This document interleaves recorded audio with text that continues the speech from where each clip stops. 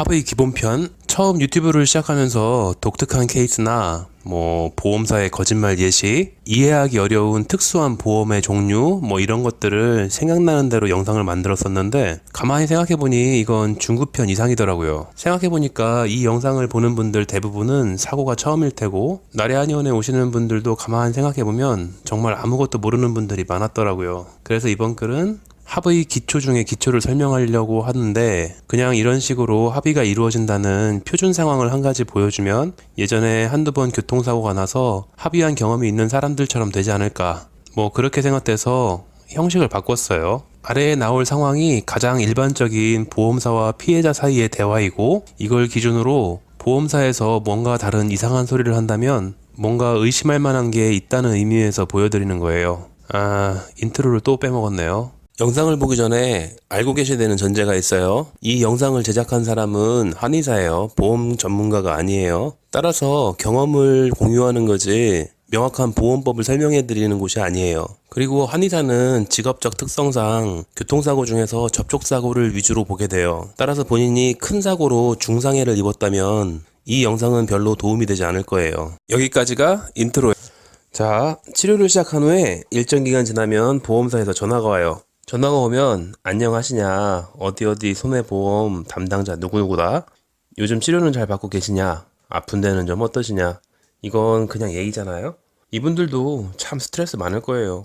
정작 사고 낸 건 본인도 아닌데 전화하자마자 대뜸 화부터 내는 피해자도 있고, 말 한마디 꺼내자마자 욕설부터 하는 사람도 있다고 하고, 그런데 업무상 합의 얘기를 안 꺼낼 수도 없고, 합의를 후하게 해주면 윗선에 눈치 보이고, 그래서 목적은 합의 유도하기 위해 전화를 했지만 일단은 건강 상태 물어보려고 전화했다는 게 일반적이더라고요. 난 아직 여기도 아프고 저기도 아프고 조금이라도 아픈 게 남아있으면 어필하셔야 돼요.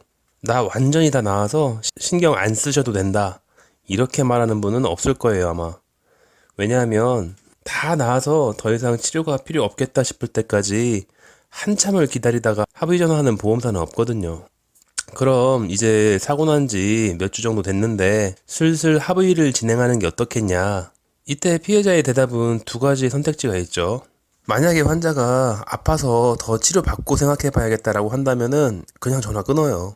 다음에 또 전화할 테죠. 근데 만약에 난 아파서 치료를 더 받아야겠다고 했는데 전화를 안 끊고 지금 만약 치료를 중단하시면, 이렇게 나오면 뭔가 작업을 시작하는 거예요. 절대로 환자한테 치료 혜택보다 더 높은 이득을 챙겨줄 마음은 없어요. 아프니까 합의 얘기는 나중에 하자는 사람이 있는 반면에 대충 때가 됐다고 생각하고 합의를 진행하려고 하는 피해자분도 있겠죠. 그렇게 해서 얼마 줄 거냐라는 대화가 진행이 되는 거예요. 그래서 이제 합의 대화가 들어갔다면 보험사는 둘 중에 하나예요. 얼마를 원하시는지 제시해봐라, 이런 보험사가 있을 수도 있고, 반대로 피해자분에게 이 정도 금액을 생각한다라고 미리 자기 생각을 제시하는 사람도 있겠죠. 만약에 나한테 생각하는 금액을 제시해달라고 한 경우에는 본인이 생각하는 액수를 그냥 얘기하시면 돼요. 본인에 대한 적정 합의금은 대강 정해져 있지만 어쨌건 나는 그것보다 많이 받아야겠다고 생각하시면 높게 부르시고, 난 별로 큰 합의금이 필요 없고 크게 다치지도 않았으니까 적게 받아도 되겠다라고 생각하시면 낮춰 부르시면 되죠. 본인이 원하는 돈이 3,000원이면 나는 합의금 3,000원을 원한다고 단호하게 얘기하시면 돼요. 만약에 보험사에서 합의금을 얼마를 원하시냐고 물어봤는데 나름대로는 협상을 하겠다면서 그럼 보험사에서는 얼마를 생각하세요? 라고 되묻는다면 이게 좋은 협상이 되지 않겠죠. 이거는 마치 나는 내 합의금이 얼마 정도인지 전혀 모르니까 네가 일단 대강 말해봐, 이런 거랑 똑같잖아요. 이런 의미라는 거를 다 알아요. 전에 영상을 찾아보시면 일반적인 경우에 120에서 150만원, 물론 이제 몇 가지 전제 조건이 있긴 해요. 그 정도 금액이라고 설명드린 적이 있어요.